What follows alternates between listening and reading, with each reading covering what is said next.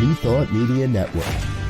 We are a global broadcast network of positive music, media, and entertainment, inspiring humanity's evolution along the journey of enlightenment and creating a world of love, peace, empowerment, and prosperity for all. New Thought Media Network. Positively inspiring.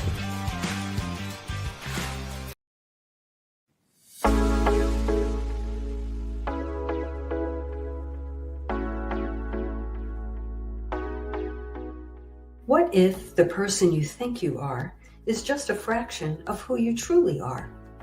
What if years of conditioning and surviving in a challenging world have left you clinging to strategies and beliefs that mask your truest nature? I'm Catherine Duca, psychotherapist and self-esteem coach, and you're listening to Who Do You Think You Are? A show that looks beneath our psychological masks and uncovers our profoundly messy, beautiful, brilliant, tender-hearted essence. Join me as we go in search of the hidden power of our true selves. I'm so glad you're here.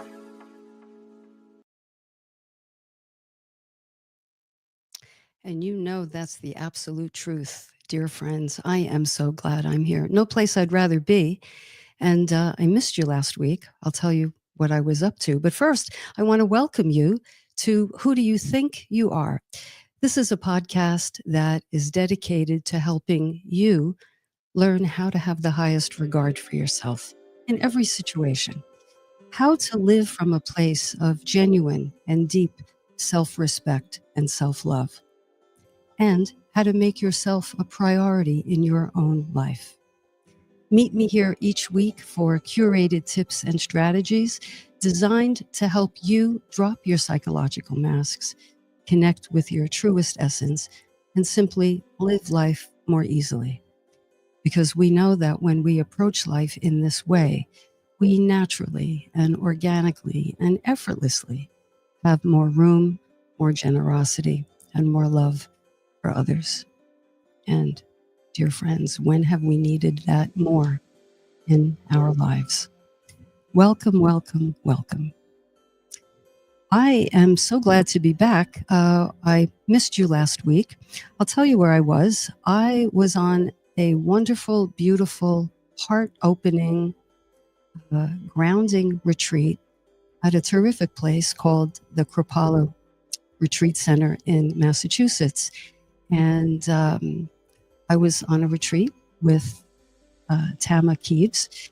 If you tuned in a few weeks ago, maybe 3 weeks ago by now, you heard me have what I think was a very thought-provoking, very engaging conversation with Tama, whose new book, Learning to Trust Yourself, just came out.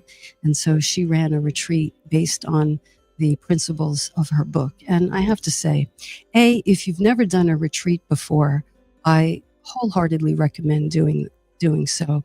And if you can get together with her and work with her, I give that 5 stars, would highly recommend. It was a really beautiful experience. You're there with a group of like-minded people. You're having meals together. You're really immersed in the work for 3 days, Friday, Saturday, and Sunday. You're away from the routine of your life, and you're just really steeped and immersed in a beautiful atmosphere of love and safety and acceptance. So if you ever have a chance to do a retreat at something or some place like Kripalu or the Omega Institute, or if there's anyone else whose work you love and believe in and want to get more of, and they're doing a retreat, by all means, run, don't walk. It's a wonderful experience. And if you can ever catch Tama, do yourself a favor and get to her. All right, so that's where I was. Let's go back 2 weeks ago, where I began this extended conversation on psychological masks. And you know, psychological masks are those invisible walls and shields and cover-ups that each of us use to actually conceal the part of ourselves that we judge, parts of ourselves that we don't like, the parts that we may be ashamed of. And so what do we do with these aspects of ourselves? We kind of detach from them, or we disown them. They still exist, but we separate ourselves from them and walk around with all manner of these cover-ups, which are known as our persona or psychological masks. And a couple of weeks ago, I said that we were going to talk about a number of these masks, and I'll just run through them. They are the masks of the perfectionist, the people pleaser, the avoider, the overly competent, the victim, the apologizer. Not sure if I said that one. The bully, the passive one. There are a number of masks. There aren't an unlimited number, but there are a core number of these masks, and we can use them in combination, or we can kind of switch off. Pardon me. And if you were with me a couple of weeks ago, I talked about one of my masks. I had several. And the mask that I talked about was the mask of perfectionism. And I shared with you about how that got started in my life and why I adopted it and what it was like for me to carry that mask before I started to understand it and dismantle it. I still work on it because these masks never go away. And the objective isn't even really to have them go away completely. No one can walk around completely exposed and completely vulnerable, nor should we.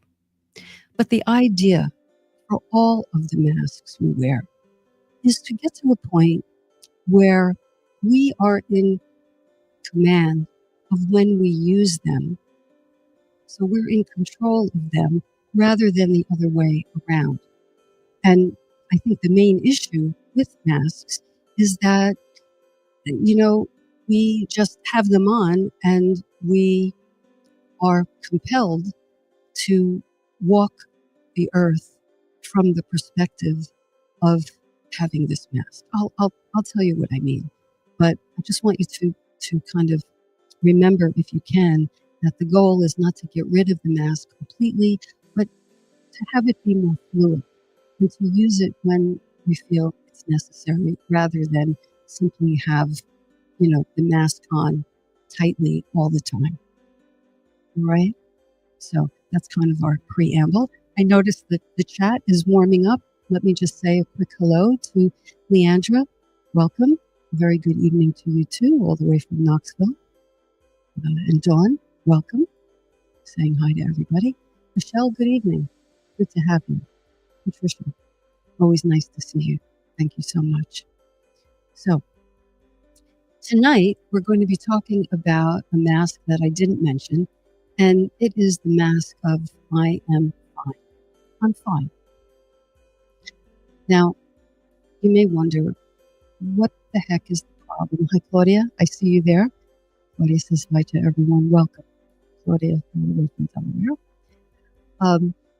The mask of I'm fine. You may ask, what is the big deal? What's the problem with being fine all the time? Well, nothing. Unless, of course, you're compelled to be,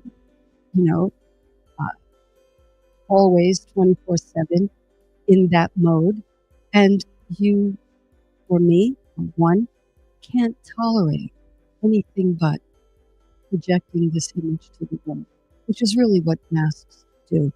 They are our polished and curated image that we want the world to see.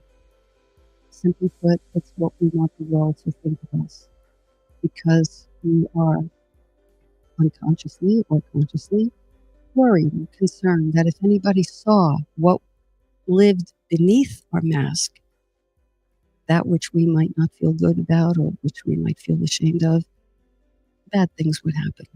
We might not be approved of. We might not be accepted. We might be rejected. We may not be loved. So we have a pretty heavy investment in our thought process, heavily invested in maintaining these masks.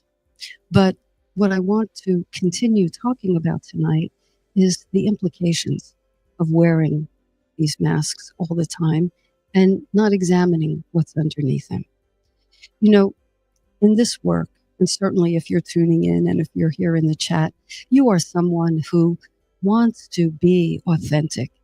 I know you're someone who wants to live your life in the best possible way. You want to be the best version, the highest version of yourself. You want to be open-hearted. You want to be grounded. And that's why you're here.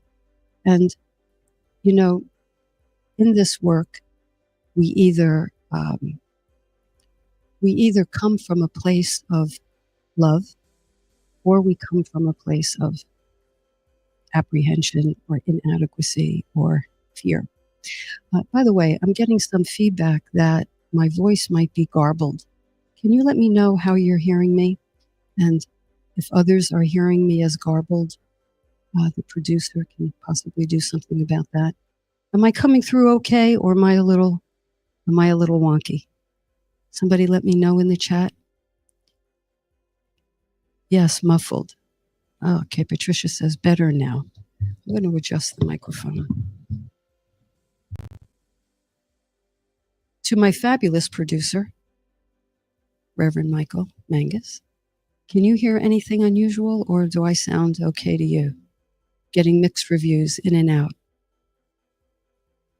You're fine. It's just that I'm trying to mix some music. So, but trying to mix music. Okay. I think I have you balanced now. You think I'm balanced? Oh, it's my life's dream. My dream. Thank you so much. Thank you so much. And thanks everybody for the feedback. I appreciate that. So I was saying that in this work, we want to use our minds in a new way. We want to be new-minded. And you're tuning into a network called New Thought Media, where the whole idea is to have a new thought. Because as I was saying, when you get down to it, every thought we have is either in the direction of love or of unlove, of lack, of limitation, of striving, of inadequacy, right? So we don't walk around consciously thinking of those polar opposite directions, but I invite you to get more tuned in to the thoughts you have. Notice what you're thinking. Notice what you're thinking. Observe your thoughts, because we're either going in the direction of love, open-heartedness, acceptance of ourselves as well as others, or we are going in the direction and living in the service of perceived inadequacy and perceived not enoughness. So tonight, I invite us all to have the intention of using this conversation and using the material that we'll be talking about to enhance your direction of love. Okay, so I'm fine. What does it mean to be I'm fine? Well, I'm fine is the way some of us walk around projecting this image that no matter how I feel inside, no matter what's going on with me, my image sends a message: all's well, all's good, I've got this, no problem here. And not that there's anything wrong with that in and of itself, as I said, but when that is a cover and a shield for unwanted emotions, unwanted inner experiences, then we are walking around in some degree of hiding. And we can't be our authentic selves if we're hiding. Now, huge disclaimer. I got a question today on one of my posts, and it was a good question or comment. And the person said, and I really appreciated this, she said, well, how unfine she appears depends upon who she's speaking to. And to that, I say, of course.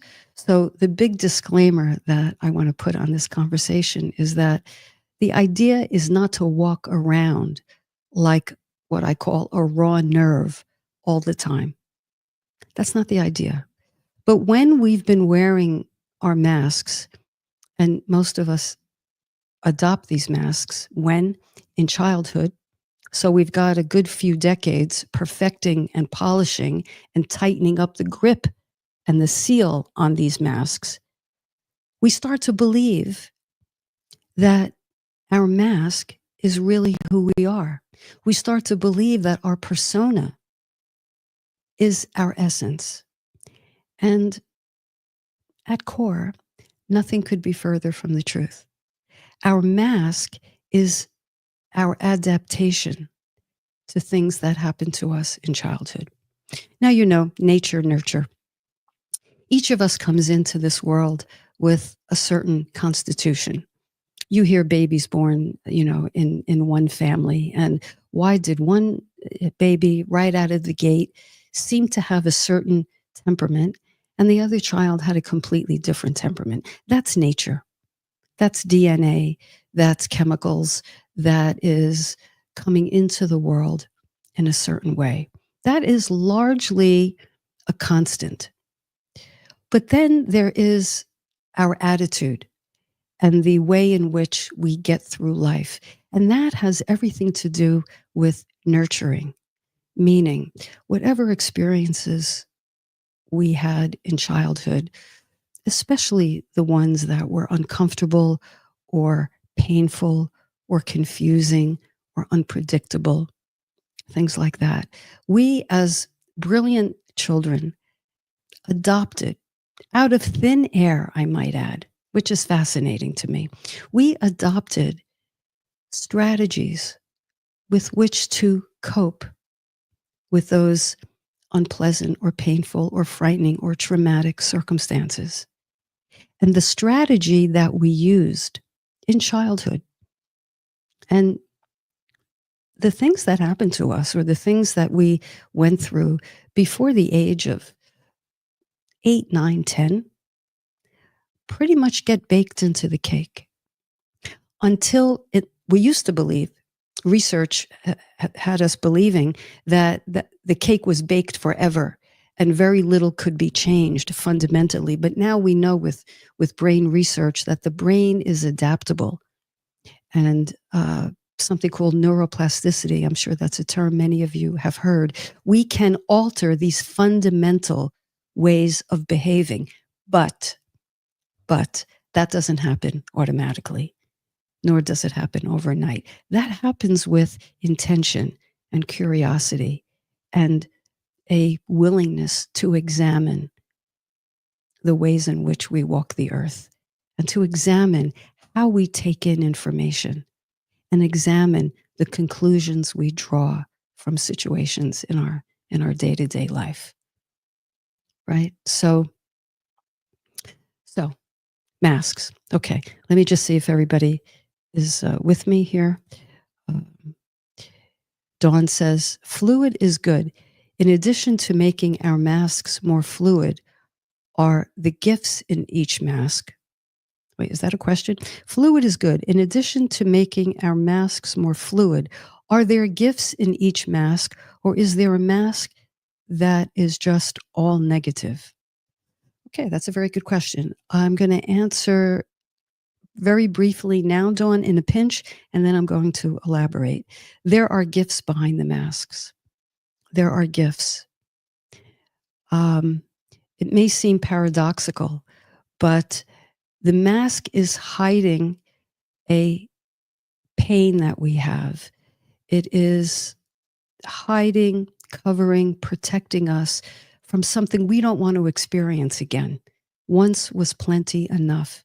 And so that which the mask is hiding is an aspect of our lives, our young lives, that contains energy, right? So if we went through something traumatic or a traumatic circumstance or an unfortunate circumstance or unpleasant, and we kind of took those feelings and put them aside and then put a mask on top of that, those original feelings have energy. And all energy has an upward trajectory. Emotions have an upward trajectory.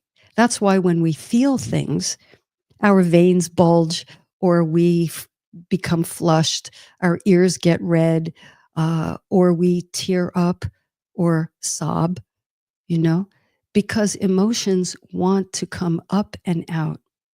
But when we suppress them, we're suppressing a very basic energy. So there is a gift in freeing up that energy. That doesn't mean, and this is, I think, an important distinction, that doesn't mean when the energy is freed up, we necessarily act it out. If this is perhaps a bit more nuanced, but when that energy is freed up, we then are in a better position to evaluate what it is that we want to do with this energy. And usually when energy is freed up, there is a new realization. What was I hiding? Why didn't I want to let that up ever? What was it about that circumstance and that pain that I don't want to look at? And so when it comes into consciousness and we can look at it, the energy is freed up and we have an opportunity, you'll know this word, to integrate that experience into our consciousness, into the fabric of our being. So fundamentally, there are gifts behind the mask. Now, you ask, is there a mask that is just all negative? Well,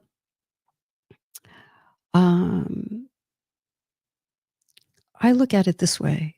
I think that all of us are expressions of divine intelligence, but some of us are more or less closed off from that divine intelligence or light or truth, if you will, or God or source. And the degree to which we are cut off from that, and some people are extraordinarily cut off. Extraordinarily cut off. And I believe those individuals walk the earth in a state of darkness, And that can be a dangerous thing, I think. A dangerous thing. I don't know who was it said, was it Carl Jung? I'm not sure, who said, an unexamined mind is a dangerous thing. Plain old unexamined mind. Because we walk around and our unconscious spills out and we're not in command of it. We're not in conscious control of it.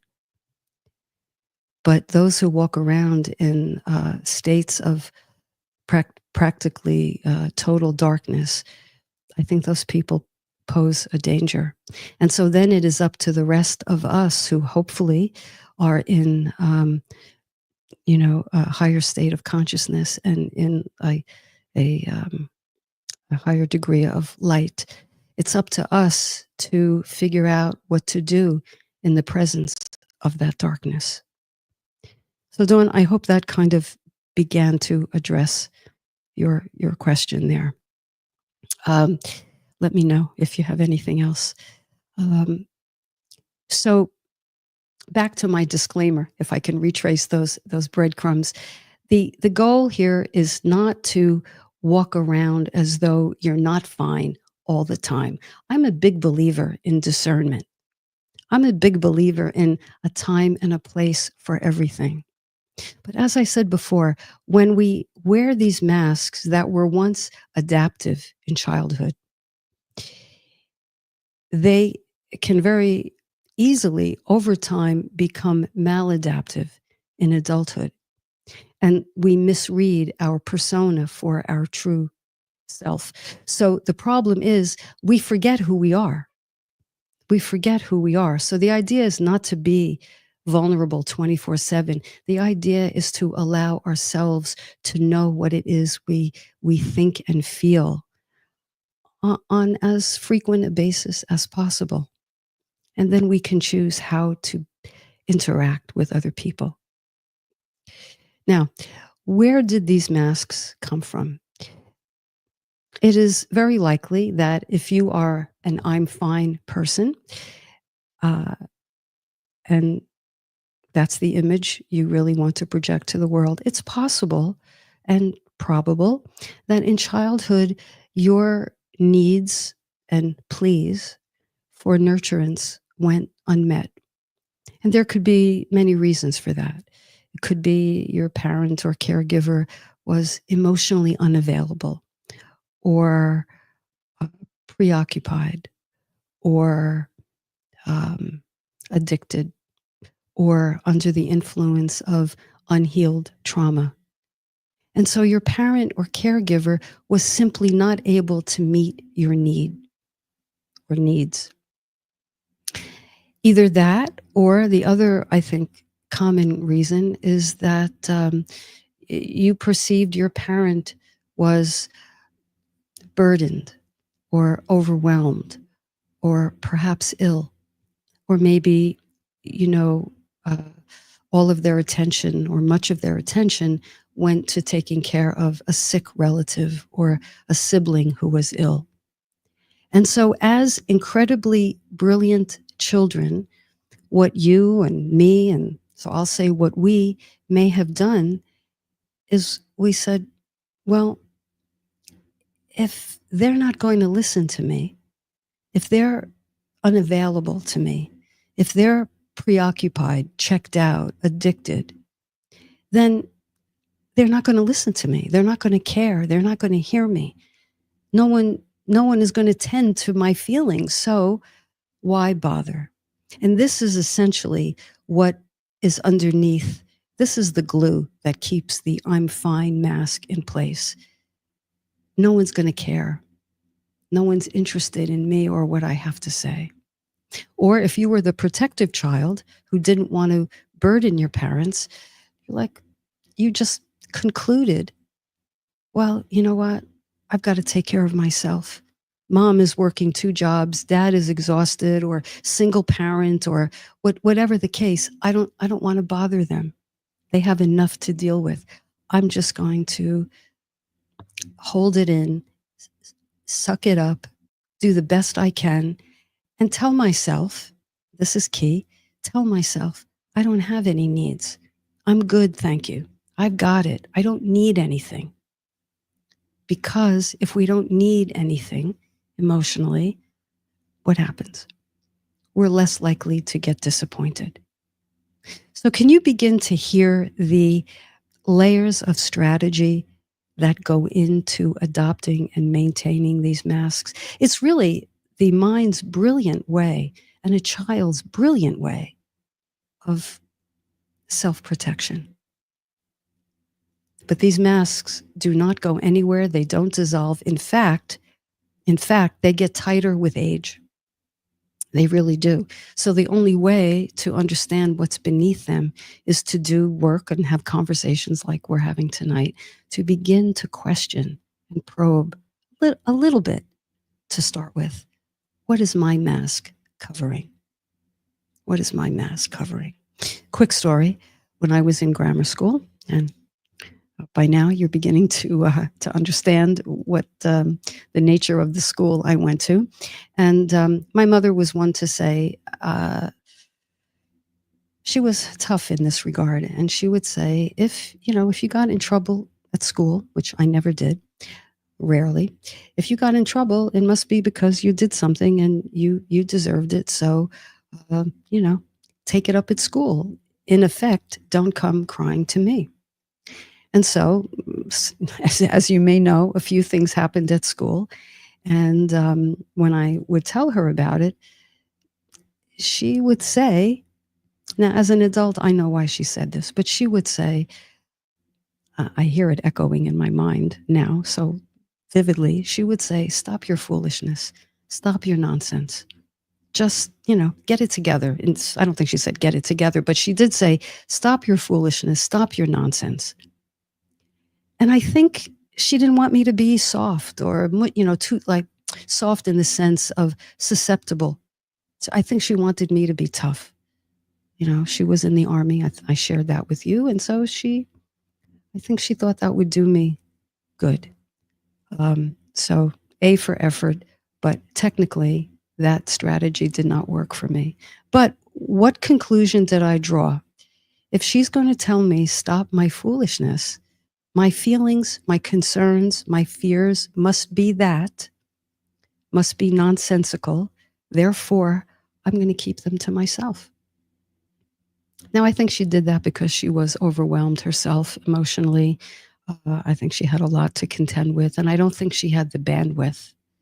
And I didn't know it at the time, so I concluded I better keep these things to myself. And I did. And I suppressed a lot. And my mask between perfectionist and I'm fine, you can imagine it was very hard for someone to get close to me. They could get as close to me as, as was my mask. They could get as near to me as they could before they bumped into my persona. So that's how it goes. So let me know if you're with me. Let me know, first of all, if you can hear me, and if this is making sense, if this is registering. All right. We walk around with this because we're convinced that our parents and our caregivers didn't care, couldn't hear us, couldn't respond to our needs. And when we get into, well, I just want to say before I go there, there's a phenomenon called transference. Perhaps you've heard the term. Transference is that unconscious thing we all do where we take these core beliefs, these core, I guess we can call them currents or themes in our lives, and we project them onto the world unconsciously. What we had to do in our homes, I like to say at our kitchen table, became incorporated into who we are, our personality, and we project that same expectation onto the world. And we begin to view the world just as a background belief. We don't even know it's a belief. We just think it's a certainty. People aren't going to care what I have to say. It's just incorporated into our bubble, our thought bubble. No one cares what I have to say. No one is going to respond if I tell them I'm hurt or vulnerable. People like it when I'm strong, when I'm tough, when I'm a rock. People like it when I'm fine. No one's going to be there for me if I say otherwise. And so, if any of this resonates with you, where when you think about it, you do that as well, you expect to get the same response from the world as you got from your parents or caregivers, then it's projection. You're projecting onto the world and acting accordingly and believing accordingly. I think that's fascinating. That is the past dictating our present. And if that's how the present is, that's how the future is going to be. So we need new-mindedness. We need a new thought. We owe it to ourselves, and I submit we owe it to one another to be clear-headed, to be authentic, because we want to support each other into being the brightest light we can be. And because, apropos of Dawn's question, there is darkness in the world. There is cruelty. There is unspeakable inhumanity. And someone and someones are perpetuating that. So what do they have in their hearts? But we walk the earth side by side. And do we give up? Do we surrender to that darkness? Do we say, well, my hands are tied, there's nothing I can do? Or do we support one another and enhance one another's light and amplify it and associate with people who are willing and happy to amplify that light within us? Because then life becomes a different ballgame. And anyone who comes in our orbit,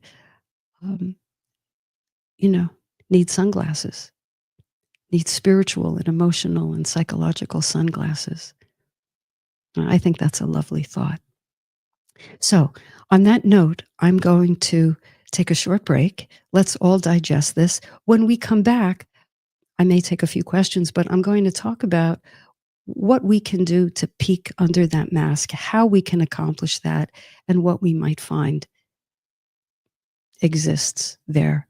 And you can see if you think they're gifts. So I'll meet you back in a few minutes. Stay with me. You're listening to Who Do You Think You Are on New Thought Media Network. Be right back. Please help us say thank you to our organizational sponsors, including the Hefferland Foundation, Affiliated New Thought Network, International New Thought Alliance, Science of Mind Archives and Library Foundation, Center for Spiritual Living Denver, Center for Spiritual Living Midtown, New Thought Philadelphia, Planned Happiness Institute, Summit Center for Spiritual Living, One Heart Retreats, Center for Spiritual Living on the Lake, Unity Kitchener, Unity Spiritual Center Ottawa, Om Center for Spiritual Living, Satya Center, Begin Within Ministries, Center for Spiritual Living North Jersey, Unity of Savannah, and the Center for Spiritual Living Seattle, as well as all of our individual donors. Thank you for being part of the New Thought Media Network. Please like, share, and subscribe. New Thought Media Network, positively inspiring.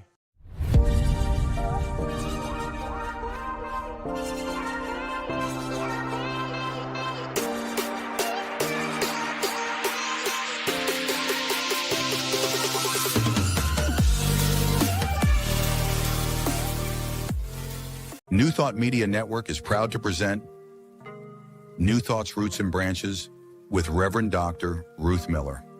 Join us every Tuesday at 4 p.m. Mountain Time. Tune in live or watch anytime on our YouTube channel.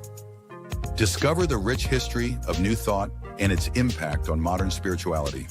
Join Reverend Dr. Ruth Miller as she shares insights, stories, and teachings that inspire and uplift. Experience deep insights and transformative teachings that connect you to the roots of New Thought.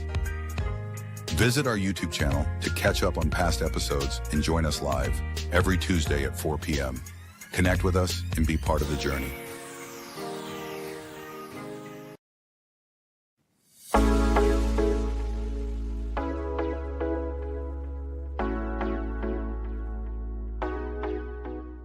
What if the person you think you are is just a fraction of who you truly are? What if years of conditioning and surviving in a challenging world have left you clinging to strategies and beliefs that mask your truest nature? I'm Catherine Duca, psychotherapist and self-esteem coach, and you're listening to Who Do You Think You Are?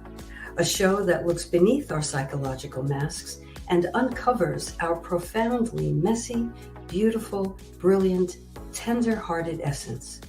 Join me as we go in search of the hidden power of our true selves. I'm so glad you're here.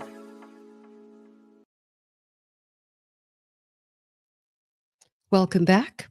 You're listening to Who Do You Think You Are? I'm your host, Catherine Duca. Good to be with you. So, if you're just tuning in, we are talking about psychological masks, that emotional or psychological glaze that we use to cover up unwanted emotions, unwanted parts of our personality. And it is a costume of sort, or as I call them, masks. All right. So we're talking tonight about the mask of I'm fine. That is the persona, the image that we project to the world that says, no matter what's going on inside, I'm good. I'm fine. I don't need anything. I've got it all sewn up. And the problem with wearing that mask, as well as any other mask, is that it causes us to feel, without even even realizing it, estranged from our true self. We confuse our mask for our true essence. And if we do that long enough, as in over the course of our lives, we forget who we are. And if we forget who we are on autopilot. If we forget who we can't really be intimate. We can go through the motions, but we can't really be intimate. We can't really let someone deep into our hearts.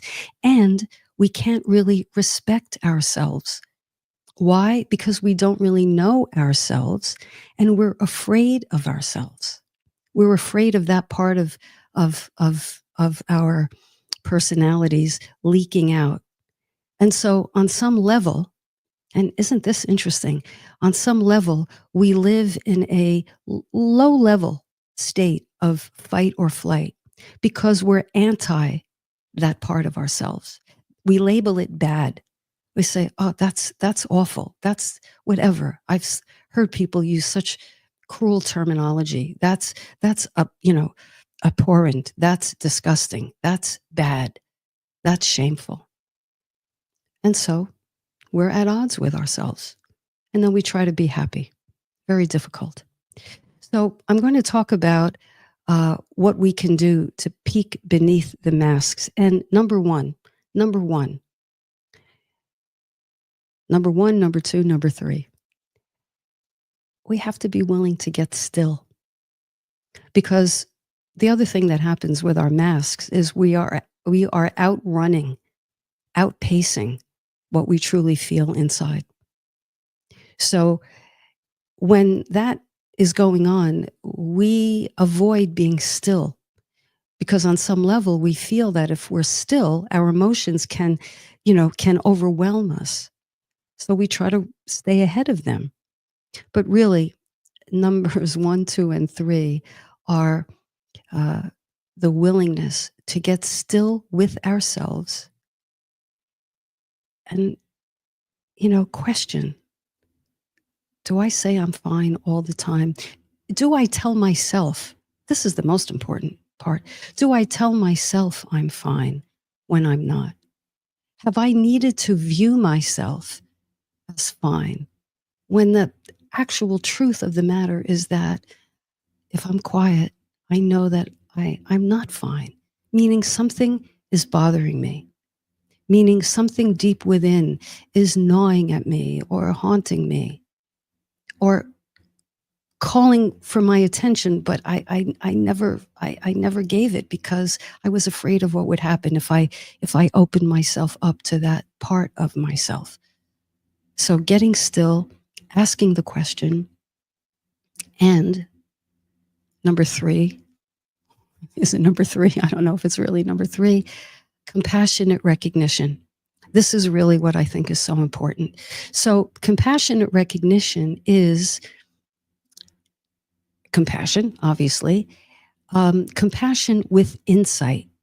So when I was a little girl in the 3rd grade and my mother said, stop your foolishness or stop your nonsense, let me, as I rerun that movie in my head, let me freeze frame. I could see myself. I was like 3 feet tall, okay? I was 7 or 8 years old. I can tell you exactly. Let me freeze frame and let me understand what little Kathy was feeling in that moment when Mom said, stop your nonsense. Take it up with sister. Little Kathy felt disappointed, hurt, and all alone. Wow, how do I feel toward my younger self as I look at her in that moment? How do I feel? How do you feel hearing this? You're an empathic group of people. I bet you feel something. My God, there's so much in the chat. I have to hurry. I want to get to you. This is about you, this show. So the recognition is coupled with compassion. I understand how I felt. I understand why I felt that way. And in my adult life, I can even understand why my mother responded like that. And so now I have the insight I put such a premium on insight, knowing how we operate, knowing what other people experience of us in relationship with us. What is it like for the other person to hang out with us, to date us, to be married to us? Well, if I'm wearing my mask, I have to consider it might not always be easy for that person. But with compassionate recognition, you go back to that home movie and you give that child the time and the attention and the love she deserved. And that's a beautiful thing. And that's how we connect with ourselves.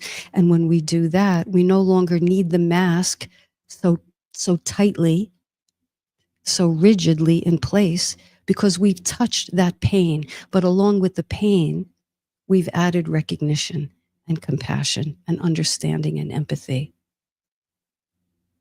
toward our younger self, and where possible, after we've done that for ourselves, then toward the person who disappointed us. Once I acknowledged my own pain and unmet need, then I could say, what must have been going on with my mom, who was a good person? You know, why did she respond to me that way? Well, I can understand this and I can understand that. Okay. And that goes a long way toward dissolving the tension that we hold within ourselves, the division that we maintain. Okay, enough of that. I'm going to go to the chat. All right, let's see. I don't know where to begin. This is in no particular order because I don't know what came in. Okay, Kathy, how would you handle it if someone responded honestly to "How are you?" with something vulnerable like "I'm struggling and not feeling myself right now," or "I'm going through something difficult at this time," but the other person reacts with indifference or dismissal? All right, I think you go on, Michelle, to say, I ask this because it often seems that when people ask, "How are you?" it's more out of habit or a social convention rather than a genuine desire to hear a real answer. Well, I agree. You know, I think we're all programmed to be kind of superficial. You know, if I'm at 7-Eleven and, you know, someone casually asks me, "How are you doing? How are you?" I'm probably going to say, I'm well, and how are you?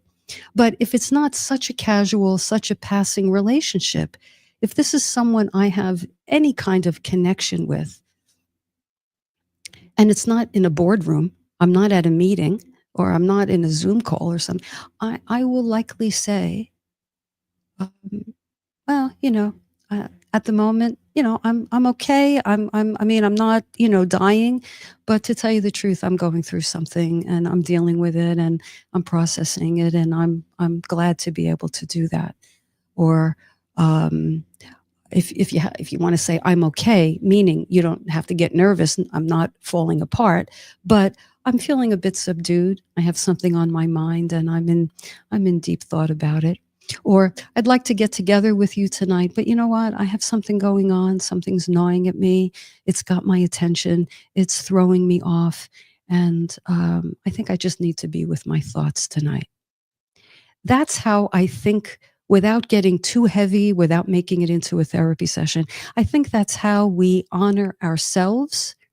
We give ourselves the time of day, truth. We're not acting. And we honor the relationship, because I think, Michelle, implied in that answer is, I trust you enough, person, to handle what I'm saying. And you might even be giving that person permission to do the same. Okay. So it's not revealing the details necessarily, but it's an acknowledgement. Yeah, I have something going on. And I don't feel light and airy and fluffy, and I'm not the life of the party, and I'm kind of subdued. Okay, I hope that helped, Michelle. Let's see, Leandra. Yes, hear you well and can relate to this for sure.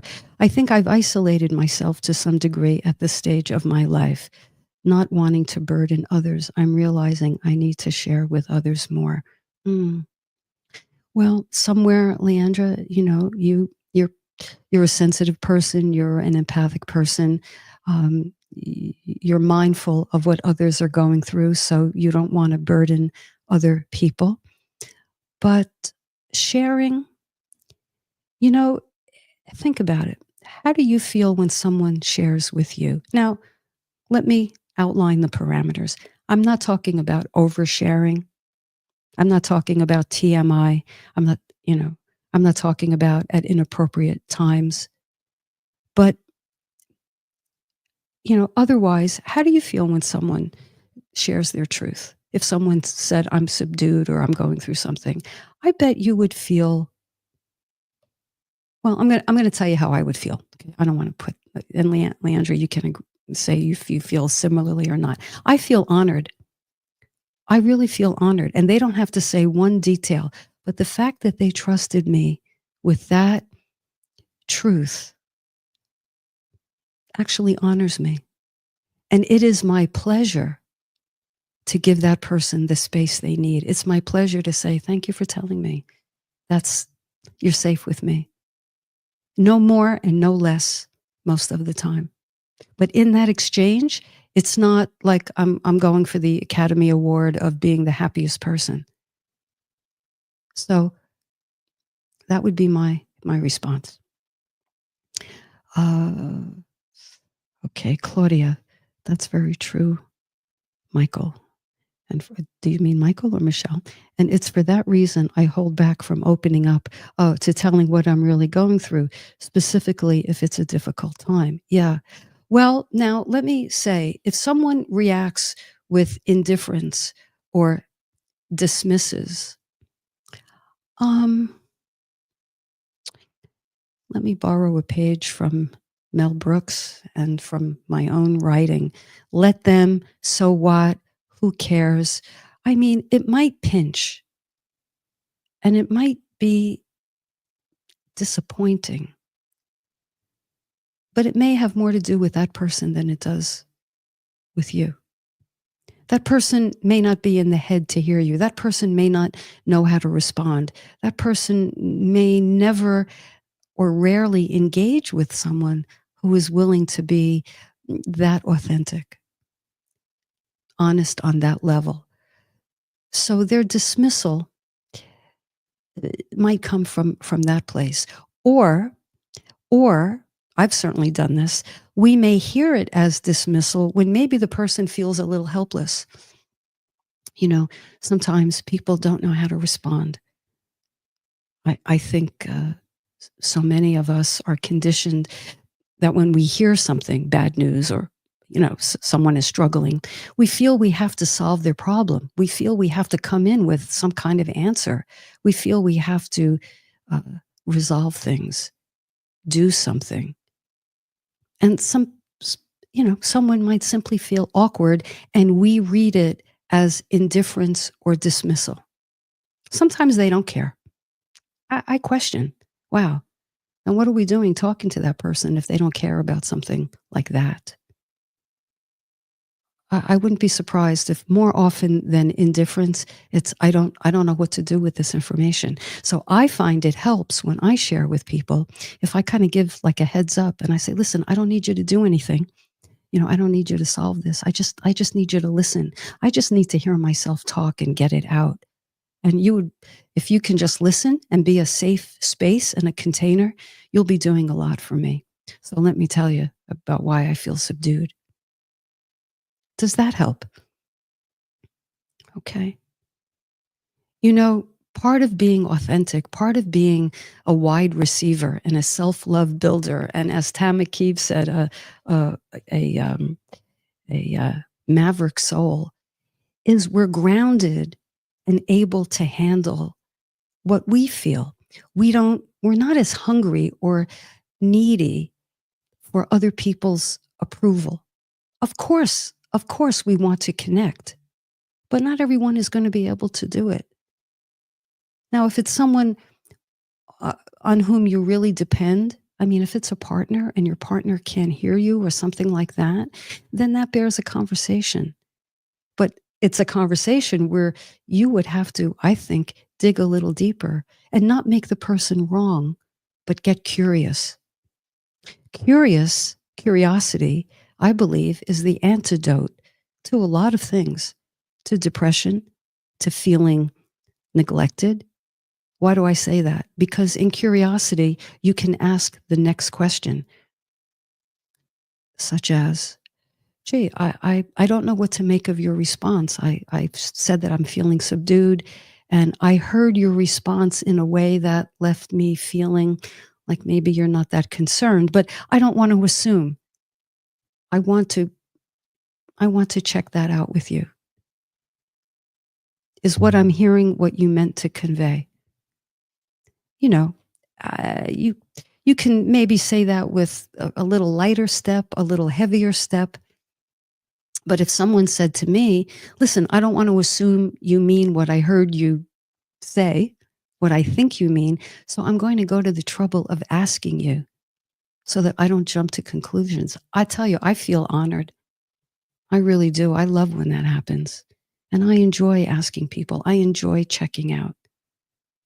Because sometimes the person will say, oh, no, not at all. Not at all. I just, I just didn't know what to say. And we can handle that. And then you thank them for that, for their honesty. Thank you. I appreciate that. So I hope that sheds more light. I am watching the clock and we don't have much time. Let's see. Did I get to everybody? I hope I did. Did I? I think I saw Still Bill. Still Bill, hi there. I remember when I thought that there was nothing behind the mask, and then was afraid that I wouldn't like whatever was there. Yes. That is one of the main reasons why we don't bother to look, if it even occurs to us to look, Bill, because we're like, I'm not going to like what's back there. I'm not going to like what's back there. But I'll tell you what's back there. What's back there is what happened to us. That's what's back there. And maybe how we responded to what happened to us when we didn't examine ourselves. Maybe, I mean, I'm certainly, I could speak to this. I've done things that when I look back, I cringe. But, we cringed because we didn't know a better way to handle whatever might have been happening to us. So, yeah, wow, I made that move back then because I didn't really understand my feeling. I didn't know how to respond. I didn't know what to do with my feeling. So I lashed out, or I withdrew, or I left, or I was snarky or sarcastic or critical, or I jabbed. I'm sorry I did that. And if you can't apologize to the person, because we can't always, it might have been decades ago, or the person might be deceased or what have you, you apologize in consciousness. Acknowledge in consciousness. Oh, I did that because I didn't know better. But you know what? I know better now. And that interaction is going to help keep me on course, because I don't want to feel that way again, and nor do I want to cause anyone else to feel that way. But that's a very legitimate reason. I might not like what's in there. Cue the self-judgment, right? Cue the self-judgment. So back to Michelle's question, Michelle, you're afraid of someone dismissing or being indifferent. I submit that that's how we are with ourselves way too often. And I'm fine. It keeps us at that level where we actually treat ourselves the way we may have been treated in childhood. So if someone was indifferent or told us to stop our nonsense and didn't,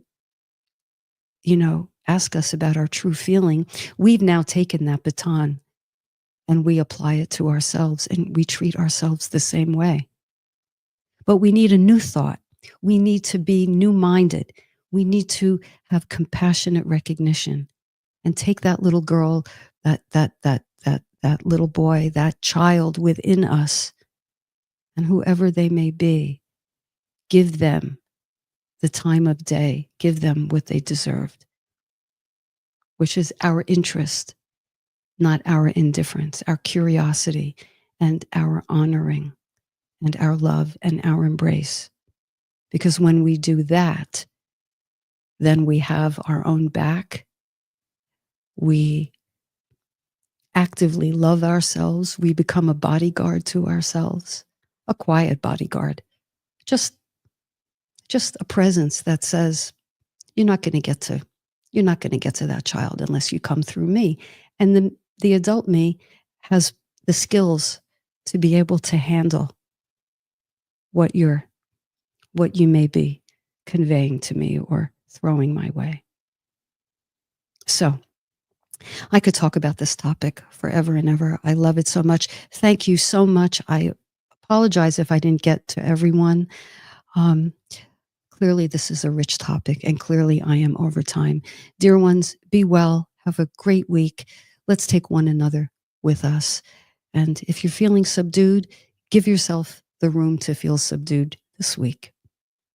All right. Much love. Be well. I'll meet you back here next week where we'll talk about another mask. You've been listening to Catherine Duca, psychotherapist and self-esteem coach on Who Do You Think You Are? I'll see you next time. Good night.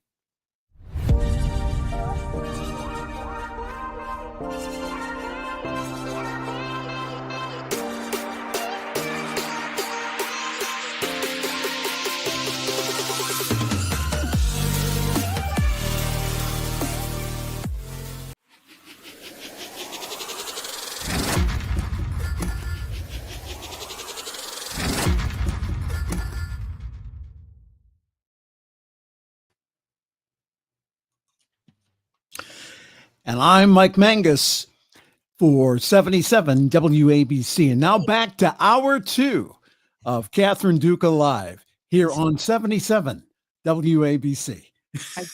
I do need another hour, you see. All right. So what was going on is that the music itself was interfering with your voice and canceling it out. Because I don't have a straight mix. It's not going through my board, but it's going through StreamYard. Well, I don't know what's going on. All right. So that's why I just went ahead and just dumped the music. Dump the music. Yeah, that's fine. But your voice was just beautiful and very, but no, great topic. I think that's, I'm realizing I didn't get to everybody in the chat. I mean, the chat was blowing up. You know what? You're never, even when you have a bank of phone calls, you're never going to get to everyone on the phone calls. That's right. So you use what you can to help the topic. Good talk show hosts do that, is they pick and choose their callers. For example, if you had a bank of phone calls, and they, you had a producer that went ahead and said, these are the topics that you want to talk about, is that you pick out the ones that, again, that will enhance your conversation. Right. Somebody screens them ahead of time, and then I'm taking the most salient ones. Dr. Laura, again, not everyone got on the air. I mean, they had to go through a producer to even get on the bank. So, right. And even that, she took, thousands of phone calls. Sure. Trying to get in. So. Sure. But I'll tell you what, even though I didn't get to people are talking to one another. That's true. Right on, other comments. So I just, I'm amazed by that. Amazed by that. All right. So great show. Yeah, thank you. So I'm going to talk to Dawn, and we're going to come up with a date for when we could, the time frame you gave. I'll email you and let you know, and I'll probably give you a couple of times so you could see how that jives with your schedule. Yeah, again, it's just just that day is going to just be, and then I go in for a procedure the next day, so I'm trying to. So yeah, I'm okay. Just. I have to little something. Little something.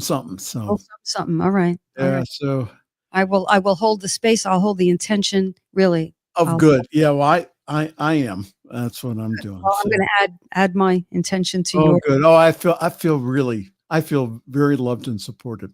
No, I can really relate to that. I'm fine mask. I used to get chewed out when I was in treatment about having the smile on my face all the time, Mm, mm, for inappropriate smiling.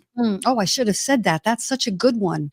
Right. I'm going to weave that in. That's a very common. And it's just but for me, I can't share my feelings just with anybody. No, nor should. Sometimes I just have to say, hey, it's That's going good. it's going okay, Of course. because some people will just go ahead and discount what you're saying, or they need therapy themselves. That's right. And, That's right.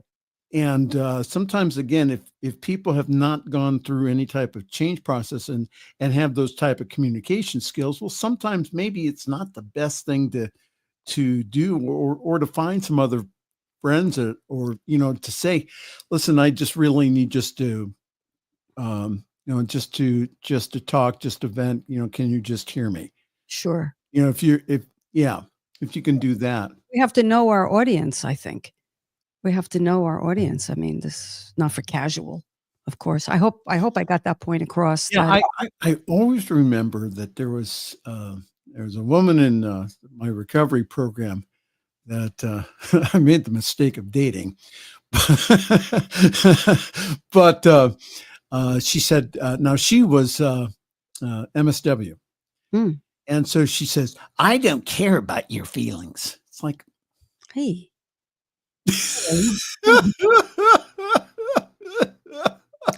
If there's a plaque for the thing one shouldn't say, I don't care about your I feelings. don't care about your feelings. Well, it's just that I think that's yeah. So yeah.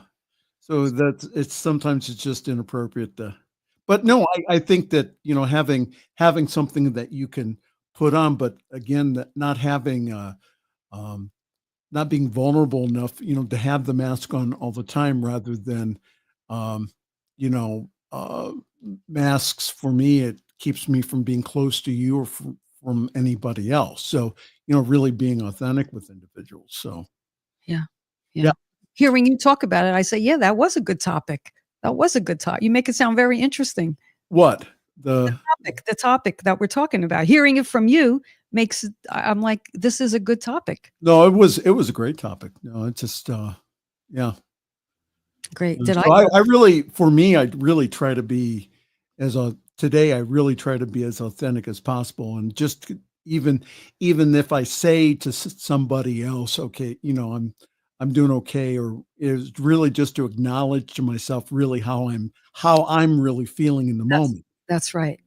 That's right. So It's so a if I acknowledge to myself how I'm feeling in the moment, then, um, you know, maybe I need to go take a journal up. Maybe I need to go, talk to somebody. So, yeah. yeah, great topic. That Oh, was wonderful. good. I'm glad. I'm glad. All All right. right. I'll email you during the week, but I'll meet you back here next week.